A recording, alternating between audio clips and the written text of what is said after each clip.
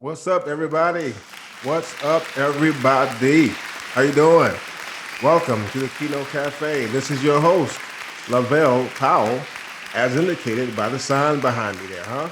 Welcome to the Keynote Cafe. I'm so happy to have you all here. I have a very good episode, great episode, in fact, for you today, for you to check out, as today we are going to be interviewing the great, talented composer, keyboardist, a musician, all around great guy, Dr. Kirk Fischer. Okay, Kirk Fischer is out of the Texas area, and the guy has a very interesting career path that took place in his life. I'm going to let him tell you about that, but I think it's very interesting, primarily because to me it serves as good inspiration for other artists who would like to have a career in the industry and may face some challenges and some crossroads that may cause them to sort of question whether or not this is something that's meant for them. I think his story will both inspire you, and give you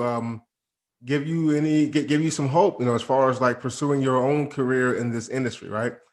So I think that this particular episode is going to be good for that purpose. So Dr. Kirk Fischer is our guest today. I hope you enjoyed last week's episode. We talked with entertainment manager, business mogul, Mel Albin, who discussed some very viable options for people in the entertainment business who have been sort of downsided and kicked in the butt, by this COVID-19 pandemic. Really, and one of the main things that came out of that discussion last week was the fact that now is as good a time, or even no better time than now, to start a career in the industry. There's so many new opportunities out here for us. The entertainment industry has a lot of technological advances that we can take advantage of, that can be designed to help us carve our even bigger niche, and just have an overall great success in this industry. If we just accept that, hey, we're going to have to think outside the box, sort of adopt an adaptive mindset, and just put some of these things that he talked about into practice, I think that a lot of people will benefit from it. So last week's episode was of particular importance in that respect, okay? So today we're going to be talking to, as I said, Dr. Kirk Fischer, and Kirk Fischer's story is another one of inspiration, because you'll have sort of an example of challenges that maybe many of us as artists have faced. We all had that moment where we questioned whether or not this was something meant for us, and we may have kind of diverted on a different path. But all in all, that journey that we take is all designed to, to bring us full circle.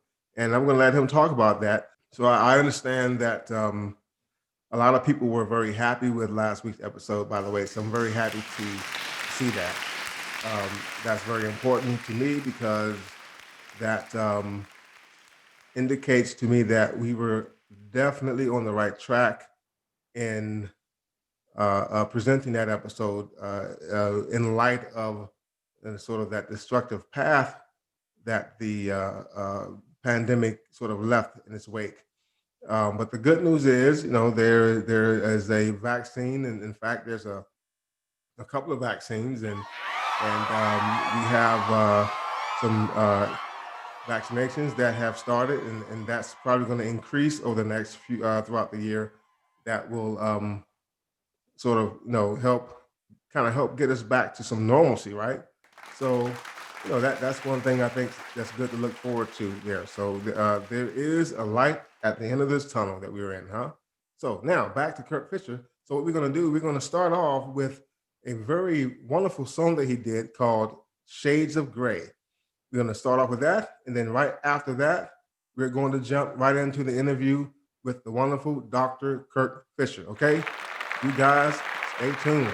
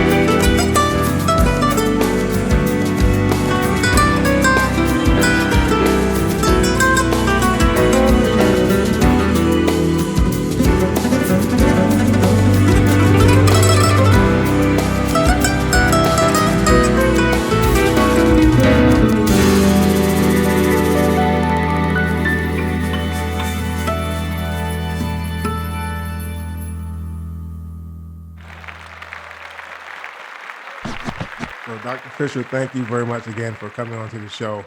I very deeply appreciate this. So I wanted to ask you My about, pleasure.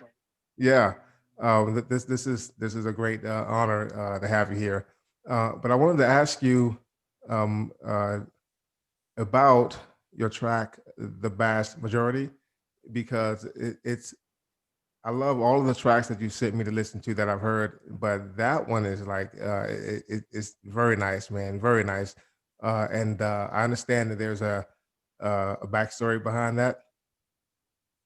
Oh, yeah, there is. When I played all around the United States for about 10 years, and then part of it was sort of the journey, if you will, was after about 10 years, I decided to take a job in a piano and organ store, and because that's all I knew how to do at that time.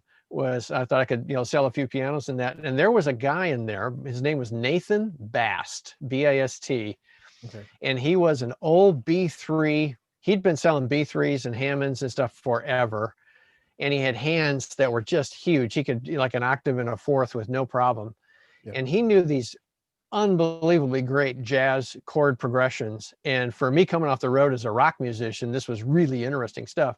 Okay. And if you listen to the Vast Majority, it starts out with this huge brass wah wah wah wah wah. That's his progression. He taught me that progression. It's actually for your musician friends out there, it's a combination of a big open six chromatic with a circle of fifths bass. And it's just, I've used it for years. And when I got around to doing the CD, I thought, I'm going to use that progression somehow. I'm going to figure out a way. And I laid it down. Well, then Greg Adams picked it up and he said, well, let's hand it over to guys like Lee Thornburg and let's just blow the roof off. Yeah. And I think it came out really well. It did. It's a very lovely track. I love it so much. And Thanks. I appreciate it. you have your sound is very addictive. Now I found myself listening to your tracks like multiple times because I wow, it just has a very nice feel. It just does something for you when you listen to it, and very laid back, and it just entertains you. It takes you on a journey. I believe. But you mentioned just a second ago about the taking a break. Yeah. Back in the was that the 70s? The late 70s. It was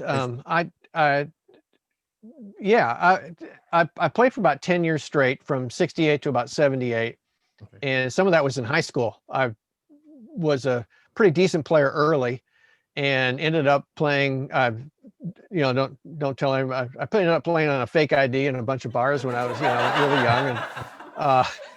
And then got into a touring band as soon as I graduated from high school and did that. And after about 8 years of doing that and not achieving what I set out to do, which was to sort of become a rock star, I decided to take a break and went to work in a piano and organ store. And there I met my wife. And then I thought, well, I don't know what I should do next. So I decided to go to the local community college, and I discovered, of all things, accounting, which I really liked. And after 10 years of working, I think pretty hard, I just decided that having a stable home life, having a decent income, those kinds of things sounded pretty appealing at that point. So that put me on almost 20 years of really not playing music at all. And then ultimately I ended up coming back to it. But so it was sort of an interesting journey. And a lot of my friends that knew me when I was a musician were flabbergasted that I became a CPA. Yeah. And all of my friends I made when I became a CPA were fascinated when they found out I used to be a long-haired rock musician. Well, yeah, I think that is interesting for that type of career transition. I can see why people would be like fascinated with that, and as well on the other side, people who know you as a CPA being like blown to find out what you were doing prior to that. Yeah. So what was there something, was it an event that led you to jump back into the music? Was there something in particular There that was. okay. There absolutely was. I had been dormant in music for almost 20 years and had a wonderful career. I had a very nice corporate career. I was in software. I had my own firm. I sold it. And it was financially successful, and also personally successful. I've been married for 42 years. My kids were doing great, and I was at a company. I was vice president of a software company, and we had a big customer conference, about 400 people there. And so we hired a band to have a big night out, typical corporate stuff. And one of the technicians in our company got up to sing a song with the band. Okay. And he was fabulous. Oh my gosh, this guy had pipes. I was blown away. I had no idea there was anybody else in the company who had that kind of talent. And so come to find out, here's a little thing for you, LaVelle, and some of your listeners may know this. There's a high degree of correlation between people in technology companies, and I was in the software business, and musical talent. A lot of musicians become computer programmers and vice versa. Exhibit A was Paul Allen, who helped found Microsoft. It was actually a very good guitarist. And so a bunch of us in the company, and this was 1999, got together about August, and we said, why don't we, like the 4 or 5 of us, they found out I played keyboards. Why don't we put together a little band and play for the company Christmas party? So it was just a gag, literally just a gag. And of course, I ran out and, Guitar Center loved me. I ran out and bought a keyboard and did a couple things, and it sparked what I remembered. Okay. And I went, God, I used to love doing this. And it also reminded me, if I can indulge in the conceit, it reminded me that I was pretty good at it. And at that point, I thought, well, digital recording was becoming a thing. I always wanted a recording studio in my house, but I could never afford it. Well, now I could afford it because it had come down in price quite a little bit. My income came up. And so I bought some recording equipment, and then I became a gear hound. I bought another keyboard and then another keyboard, and got some friends together. We started recording stuff. I started writing material again. And that was over about a 4 or 5 year span. By 2005, within 5 years, I was recruited into one of the more popular local bands that I'm still in today, Touch of Class, which is on, we have some stuff on the radio in that. They're very good players and singers in that. And I just remembered how much I loved it. And now I'm back in. I've been back in now for almost 20 years. And this is how it is. I'm very proud of my academic and corporate career, but boy, I just love to play. Well, you'd be surprised how that journey, from when you departed from it for a while and then came back into it, that whole journey is all part of the whole process of I would say discovering your purpose. What it is that you're meant to do. Now, you mentioned that you're very good at the keyboard, which you are.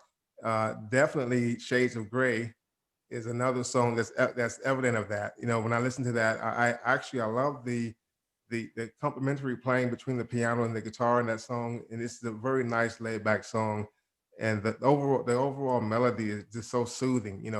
And that was another one that I played several times. Had my chair reclined and was just listening to it like, wow, this is nice, man. So that was a nice piece of work. So I wanted to know, was there a particular thing that inspired that track? There was. It was a set of lyrics. One of the early bands that I was in, when I came back into things from 2000 to 2005, there was a group of us that sort of played some local coffee houses and stuff. And I also got pretty involved in Christian music and playing in churches and that. And so I was developing a circle of friends that could also play. So you get your friends and you get around, you play together. And one of them handed over a set of lyrics, and he thought it would be nice to have it set to music. And so I grabbed it, and this is probably 2002, 2003, put it down, and I had my little recording studio. So I laid down just all by myself, laid down some tracks. And initially it was really upbeat. The melody that you hear was intact, but it was very much upbeat, sort of smooth, jazzy kind of thing. And so that's where it came from. But then when I got together with Greg Adams to do the CD, and by this time I'd seen I'd listened to a lot of East Bay Soul, all of Greg's stuff. Over the years, I've, saw Tower Power. I can't tell you how many times, Oh etc. yeah. And I also knew who K-Ta was Mhm. and knew what his skills were and listened to some of his stuff. And he's the guitar player on it. So I knew kind of the palette that I had to work with. And I messed around and came up with the texture that you hear now, that sort of that soothing texture, slowed the song down, let the melody shine, because I thought the melody was the most important piece of the song. Yeah. Then I handed it over to Greg Adams. He liked it. And we laid down the rhythm parts, and then he took off in all the string stuff, which is really, I think, the magic. It's really it's really three things coming together. Yeah. I'll take credit for the melody and playing the piano, but Greg Adams' string arrangement is just magical. It brings this thing up and down the way it's supposed to. Yeah. And then what was really interesting, K-Ta came in, and he's a terrific nylon player, and he laid down that solo in one take. Wow.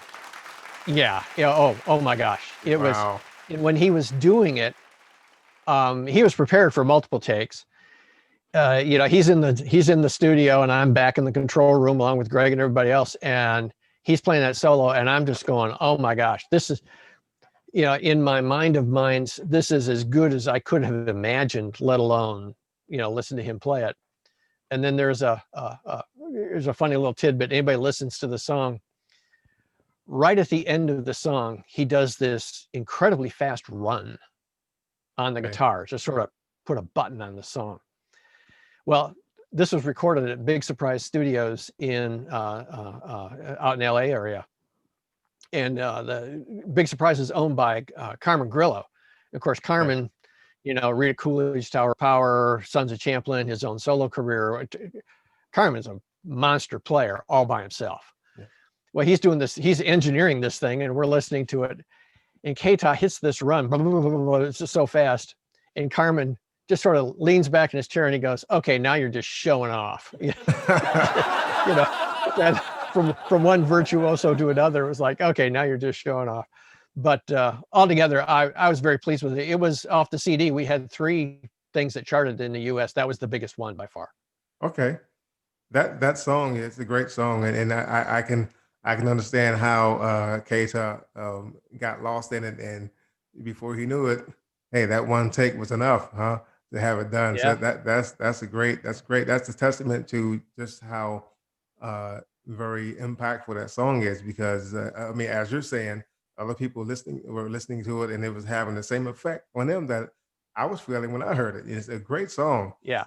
And that brings me to my next question. I was wondering what your, as a composer of music myself, I think that I can have a good understanding of the euphoria that comes from listening to that finished product after all the hard work and all the hours and time has been put into it.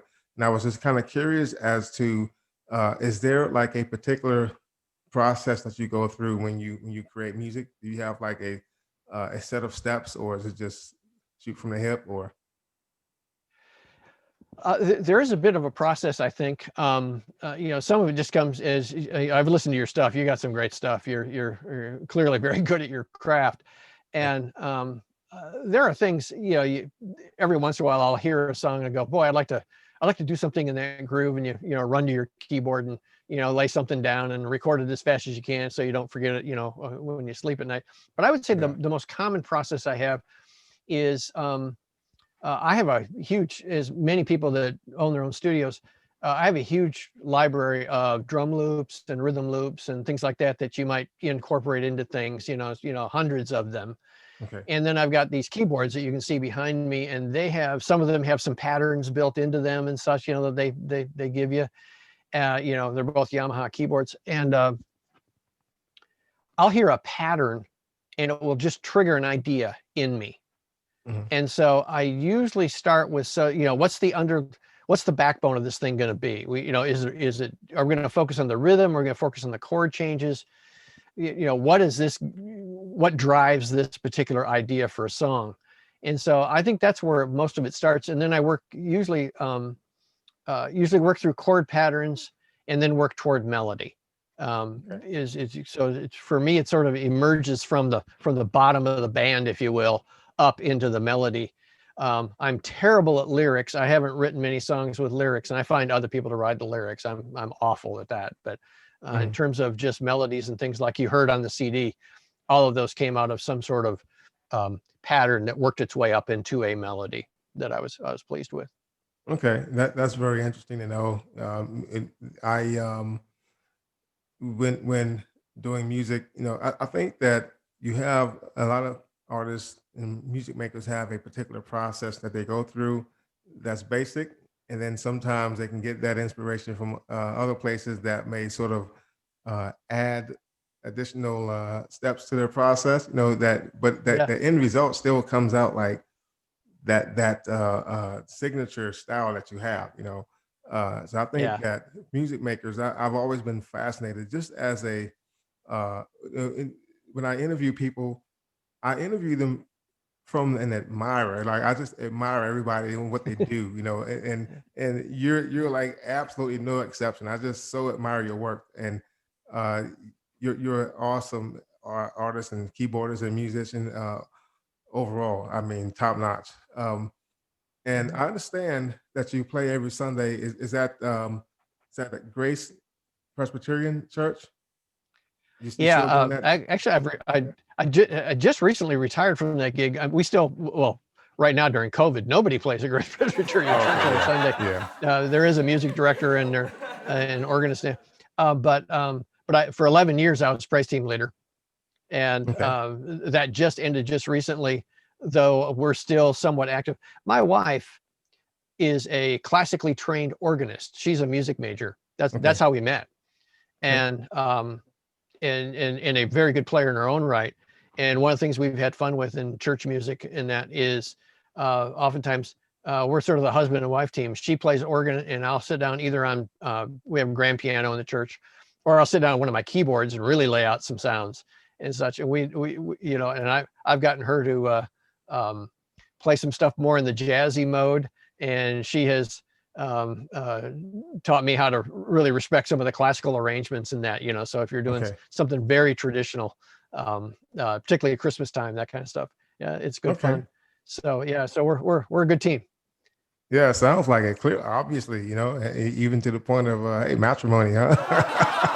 That's Yeah, great. well, exactly. Right. Yeah, that's what I played.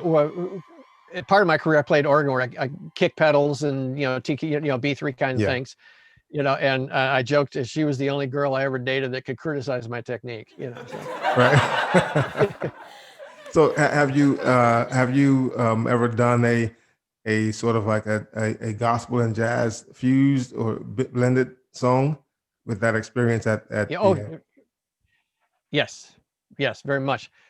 When I first got back into this whole music thing, I mentioned this guy named Dan Fomer, who was the fabulous singer. He wanted to do a solo Christian CD, and I agreed to work with him on it. So I wrote some of the melodies, wrote some of the songs, and things like that. So, and that's in what would be defined today as the contemporary Christian, or sort of the K-Love kind of world. Okay. And so I did that. As part of all that, though, in playing every Sunday, there's a group of songs. So there's a liturgy of contemporary Christian music and contemporary gospel that's out there of songs. And I thought it would be fun. There's one of the songs is a Paul Baloche song, which is sung probably 1,000 times every Sunday, called "Open the Eyes of My Heart." It's usually done with guitars, very traditional folky kind of thing. It's your basic 4-chord song. Okay. And I thought it would be really fun to take one of the melodies like that, because you asked earlier about my inspiration. One of the things I really like to do, and I do this a lot with our band Touch of Class, is we take songs and arrange them in ways you wouldn't expect. So we'll take a fast song and slow it down, or a slow down song and speed it up, and such. And I thought, let's take one of these songs and present it not as a gospel song, not as a Christian song, although people who know that liturgy would recognize it. But let's just present it as decent jazz. And so I rearranged this 4-chord song, "Open the Eyes of My Heart," and turned it into about a 35-chord song, and started adding 11ths and raised fifths and all kinds of chromatic stuff to it. And so I took the basic melody and put this idea underneath it. Well, then I handed it over to Greg, and of course, he one of the best horn arrangers on the planet, put together the 6-piece horn section, which was great. But what made it really fun then was Greg Vale was the lead sax player on it, who carries most of the song. And Greg knew the song. He played at Saddleback for many years. He's well versed in that arena of music, and it came out great. So it's a gospel song. It's not presented as gospel. It's presented as jazz. And I've had people that didn't know it was gospel go, "That's a great song." I mean, yeah, it really is. Some good music's good music, man. Doesn't matter where it comes from. That's it. Music is music, and I love that whole idea of the experimentation. That you guys were employing. That the whole thing of taking a song that would traditionally come across as a fast song and slow it down, and vice versa. That whole experimentation thing can result in some very, very, very powerful pieces of work. So I think that's great. So your song, I hope I'm pronouncing this right. Is that Dis Up? Diss Up. Yeah, Diss Up. Yep. That song. So that song apparently had some very, very notable success on the charts and stuff, huh? And so I was wondering and I heard that, and I love that track as well. A very nicely done track. Yeah. And I was wondering when you guys did that, was there something particularly you were looking for musically? Some sort of a goal you were trying to reach in doing that track? There was the song itself, just the melody, and that I was as the CD was coming together. Initially, the way the CD came together was I put together a bunch of demos just with these keyboards that are behind me and the rhythm tracks that are on the keyboards. Very, very simple stuff, and shot them out to Greg, and he would listen to them, tell me which ones he liked, which ones to chart, which then I would sit down and chart stuff and that. Okay. And we then would take it out to LA and start recording it. Well, with this particular song, as I was putting the CD together, I knew I needed something really up tempo. I wanted something that was going to be early on in the CD that would really get your attention. I love Tower Power. I love Earth, Wind and Fire, those classic things. I wanted something that had that kind of thump to it. Yeah. And so, probably shows my age. I'm a 70s guy, but there you go. I wanted something like that. So that's where it came from. I found a rhythm track I really liked on the keyboard, and then just sort of laid down the basic groove for it, as I mentioned earlier, and then started adding melody to it. When I shot it out to Greg, then he added all the string and horn arrangements, which they were so significant to the overall texture of the song that he and I were credited as co-writers of the song. He helped write the song. I got sort of the foundation. He took it up to just an entirely different level. It was came out well. The title, it's just, I got all done with this thing. I didn't know what to call it, but I was listening to it. I was going to ask you about that. Yeah, East Bay Soul, Greg Adams and East Bay Soul. They recorded a song called "Sup with That," with apostrophe SUP, "Sup with That," and they closed their shows with it. Have for many years, not all the time, but oftentimes they close their shows. And this thing is a barn burner. I mean, they do lines of solos, and it's got this huge horn section. And so when you go see East Bay Soul, if they finish up with, people are on their feet. It's a real barn burner of a song. So when I got mine together, I thought it had a competitive, complimentary vibe. So the question was, "Sup with that?" The answer was, well, "Diss Up."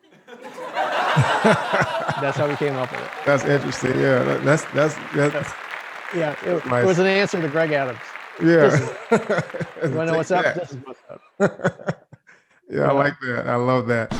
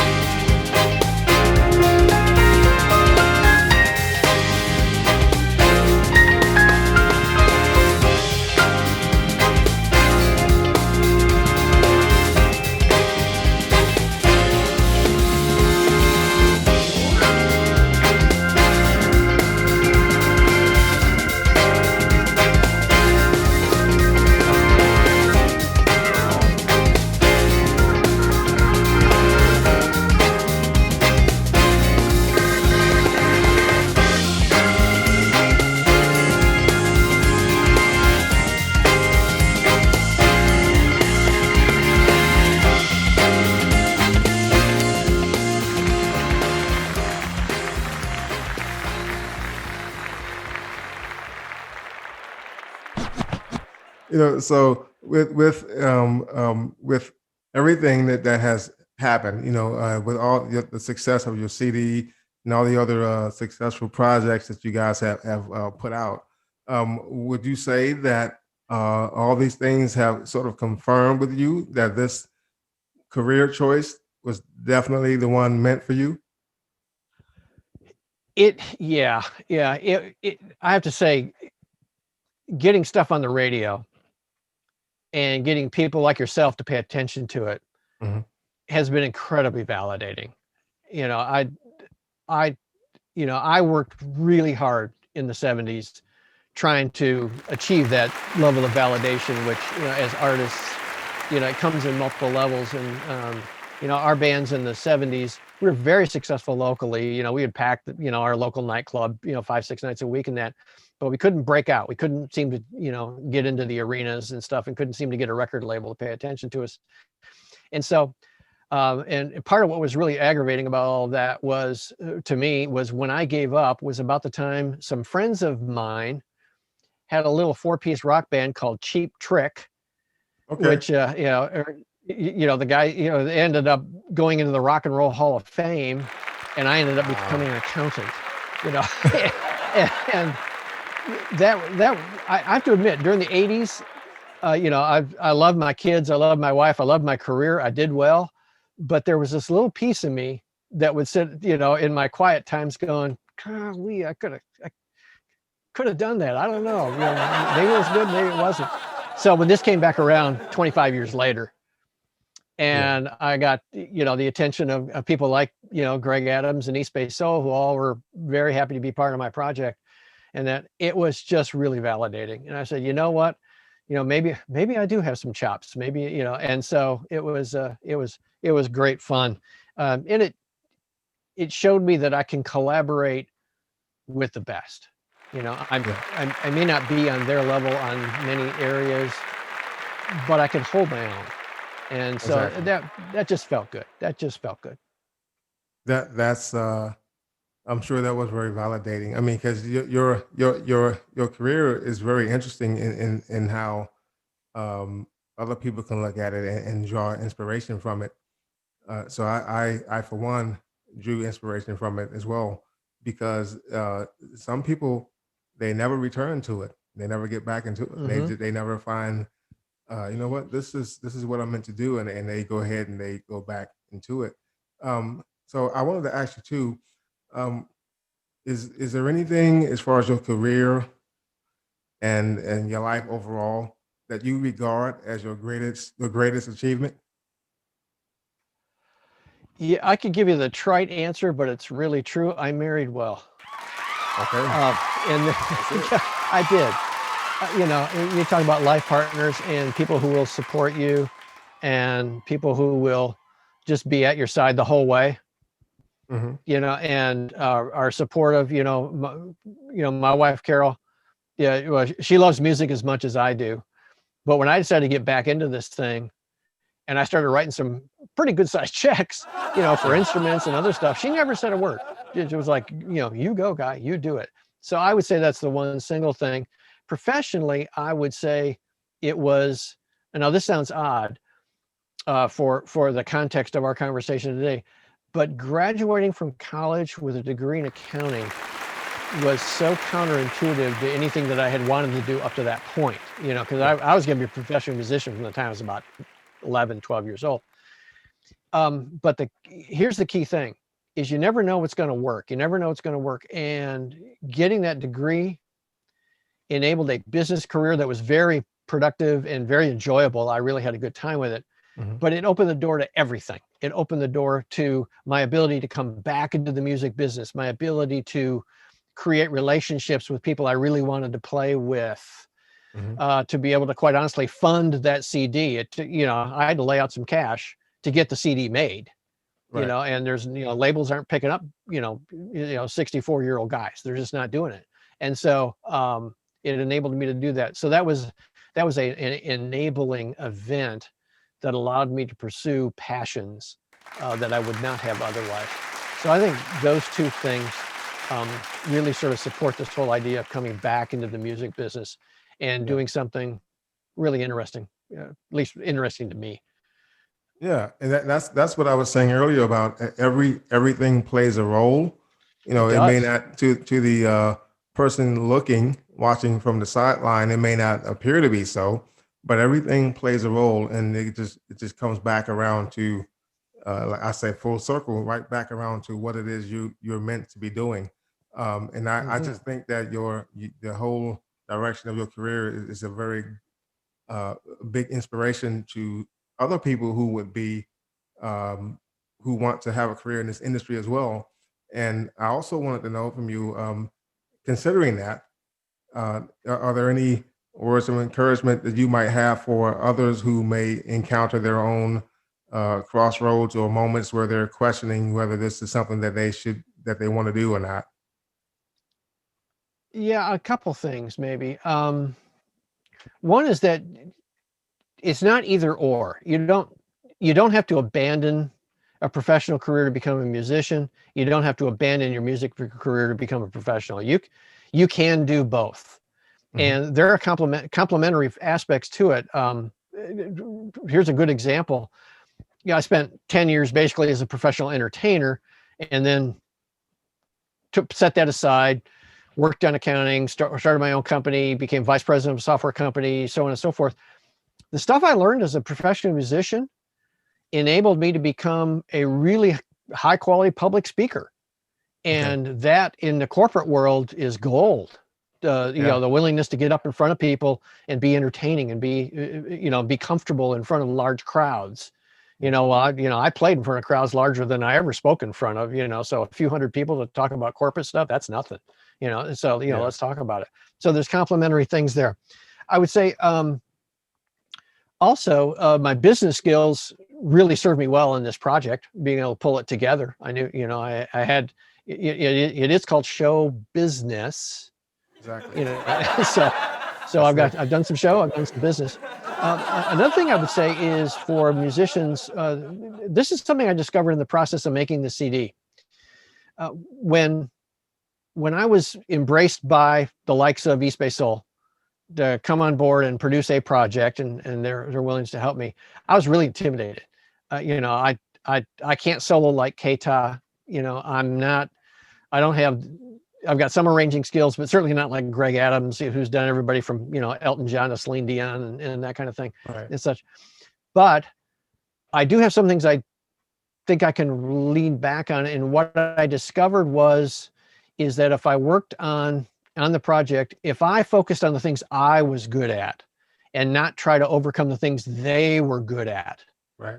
that I would end up with a better product. And ultimately, I think that worked out. So I think as other musicians, figure out what you're really good at and go after that. You don't, Mhm. I'm not Brian, I certainly don't have Brian Culberson's hair, and there's some things as playing wise that are way better than what I do, but I've got some things I can do as well, Yeah. and I love Brian. I've got all the stuff, and things, but I'm not trying to Great be guy. Brian. I'm trying to be more comfortable just being me. That's it. And well, and that's the ultimate goal, is to be the best version of you. And Yeah. focus on your strengths, and just apply your focus to that. And in those other areas where you may need someone to sort of help put things together, you could do that. But just focus on what you're good at, and Yeah. just keep it there, and everything will work out. It usually always does. Yeah. So that's a very strong and very needed piece of advice that people could take to heart, and utilize that in the pursuit of their own career. So Yeah. One other thought on that one of the things I've discovered in this CD process, or I knew it was coming, but it wasn't a surprise. But I think in the world of business, one of the things that one of the mantras in business that I had was that ideas are a dime a dozen, but execution's hard. yeah, And you've written for film. It's not about having an idea, it's about taking the idea and doing something with it, exactly. and Yeah, and I've heard other people who write for film talk about how agonizing sometimes it is, because you just sit down and you're blank and you got to go anyway, you got to do it. yeah, And I think that just having the capacity for work, just being willing to put your shoulder to the wheel and just push. That's And when I did the CD project, that came about for me was I had a lot of ideas, but I had to bring those ideas to life. And that just takes work. You just got to sit down and just do it. So I think, be yourself, but also just be willing to work, man. Cause it's, yeah. it doesn't happen overnight. You got to work at it. That's the other piece of that puzzle. You have to put in the work. And you mentioned the film. When I first started in it, I had no trailer. I had nothing visual to look at. They just told me what the movie was about and how long they wanted the trailer to be, and they just told me to, hey, go for it. So not only did I start off blind, but I had nothing to even to look at to draw any inspiration from. Yeah. So that was. I mean, you talk about sweating bullets, man. That was whoa. I can't imagine. But Yeah. thank Yeah. goodness they loved it. So you're Yeah. absolutely right. You have to be willing to put in the work and push aside the fear, because fear can discourage and even knock people out of their pathway if they allow it. Yeah. So that's what you said is that's gold. So are there any new projects, anything else that's in the works that we need to know about here? We've been doing a lot of stuff with Touch of Class. One of the fun things is, and that's the band we've actually got Dr. G over at the Moth. We had a couple things that went up pretty high in the charts over the last year. Great. Well, when COVID hit, obviously all of our gigs got canceled. We haven't played live now in a year, and but I have my little recording thing behind me that you see, and my friend Richard, who's the drummer, and his wife Terry Lynn is a singer. He has an actual recording studio here in town, Scrimshire Sound Studios. Okay. And so we started exchanging files. Let's hear it for WeTransfer, and ideas. And I mentioned earlier this idea. We took Dr. G over at the Moth. He had some ideas. He thought that we should do, for example, he sent me a thing. He said, I would love it if you guys would redo an old Cilla Black song called "You're My World." And she did it as a just this pounding 6/8, 12/8 ballad. And I listened to I knew the song from the 60s, and I listened to it, and the lyrics are incredibly sad.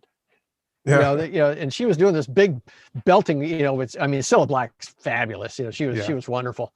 But I listened to the lyrics, I went, this is a sad song. And so we redid it as a sad song. Okay. And changed a little bit of the record structure, but definitely changed the structure, the tempo structure. And Dr. G just flipped over it. He still plays it. It got played last Saturday. Good. After a year. And so the answer to your question is, yeah, we're working on that kind of stuff right now. That's my main focus, is working with my friends on reworking some of these older songs into sort of contemporary, cool arrangements. So I love to do that kind of stuff. As far as solo stuff is concerned, I'm fiddling around with some things and trying to decide if I have enough energy to go do this again, because it was pretty hard and such. Yeah. But I would love to do another project with East Bay Soul guys, because they're the best. Oh, they're yeah. the best.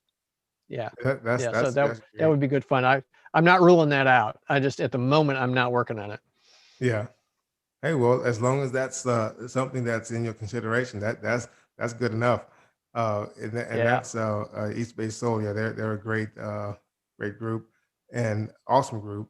And it's the whole thing of sort of reintroducing some of the songs that you're doing, sort of reintroducing them not only to those who may know the original, but introducing it to younger audiences who will hear it and who may have a whole new appreciation for it, and even go back and listen to the original and like, whoa, both these versions are like very powerful. We love these two renditions of it. I think that's great to do as well. And it's great work, man. Great work. Thank you from the bottom of my heart for coming onto the show. I really thank that, Dr. Fischer. Well, my privilege. I appreciate it very much. I'm so pleased that you like the music. That's what it's all about. That's it. People like your stuff. That's it. So thank you very much, and please enjoy the rest of your day. And God bless you and your family, and just have a great day now. Thanks, LaVelle. Appreciate it. All right. So what did you guys think about that? Huh? How about that? Dr. Kirk Fischer. Great interview with a great guy. I so very much enjoyed speaking with him. Thank you, Dr. Fischer, for taking time out of your schedule to come onto the show. It is so deeply appreciated, man. Thank you very much from the bottom of my heart. Um, what a great episode. What a great interview. Dr. Fischer, as you can see, touched on some very important things that happened in his career. No, when he hit that roadblock where he questioned whether or not this was something he wanted to do. He basically sat back, sort of went and started a family, started a business, pursued educational goals, and made a very successful life for himself.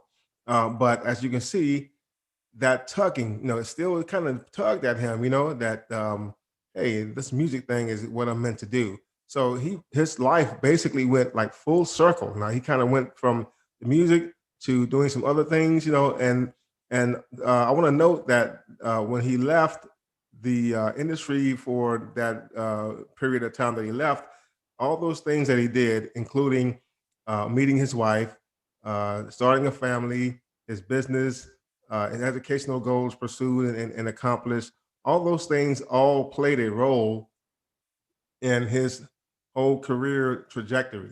They were all very important and very needed to take place in order to help bring him full circle and enable him to see his purpose, like his full purpose in the career.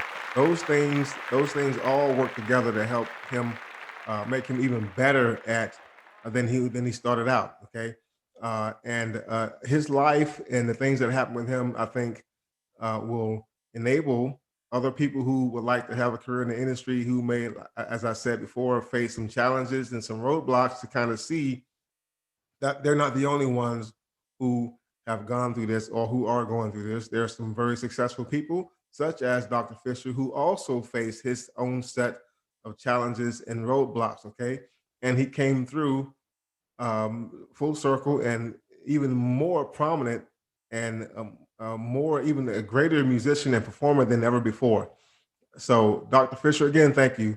The Keynote Cafe is going through a series of changes and upgrades and modifications to the programming and all kind of stuff like that.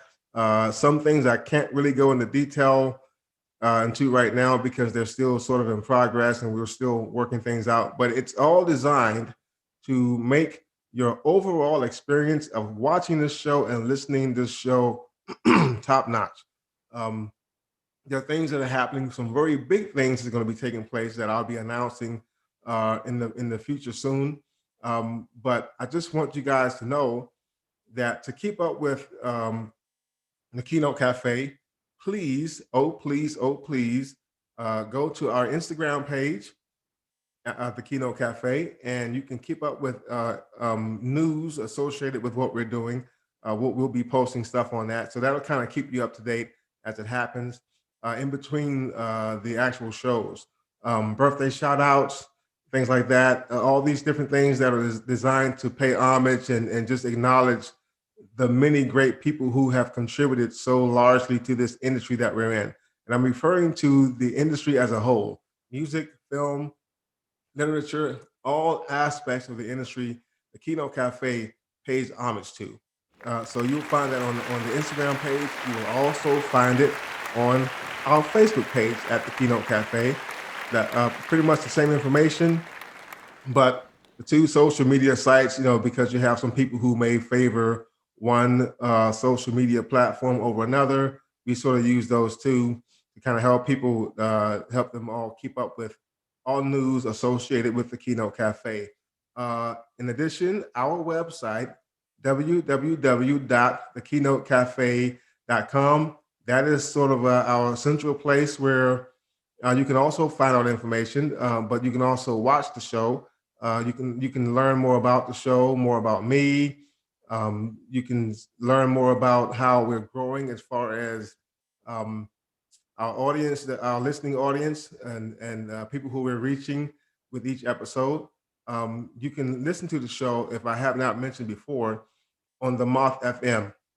So go to www themothfm.com, and you should be able to also listen to the Keynote Cafe on that. And the Moth FM currently reaches in excess of 8 million people worldwide.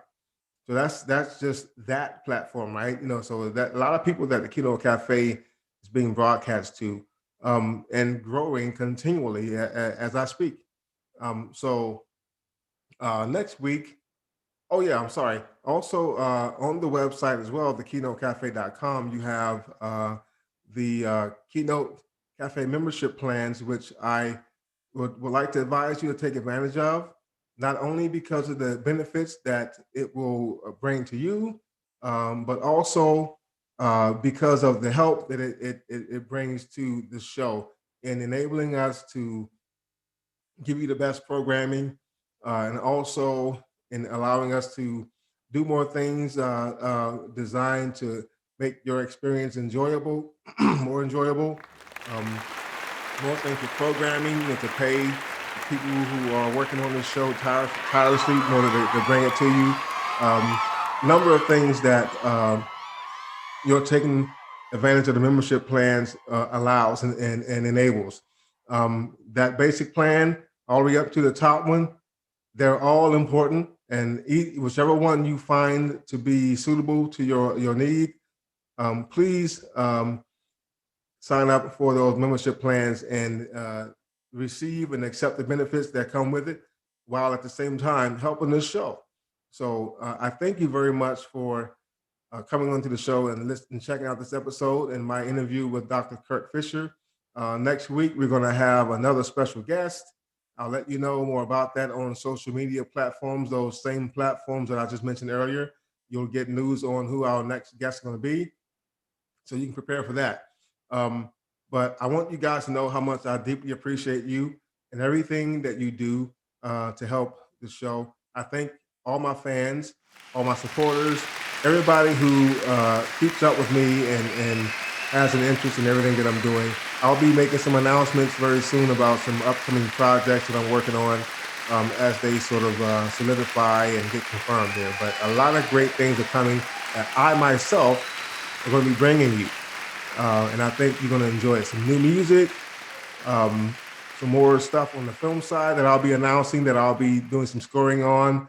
A number of things that's going to be taking place I'm going to make you guys aware of concerning me, your host, LaVelle Powell. Okay? For those who don't know, I'm not just the host of the Keynote Cafe. I am a composer. I am a songwriter. I am a producer. I am a screenwriter. I do a number of things. I hold a number of functions in the industry, all of which I love deeply, none more than the other. They're all the same. I just adore what I do. And I'm going to be working even harder throughout 2021 to give you the best of me, right?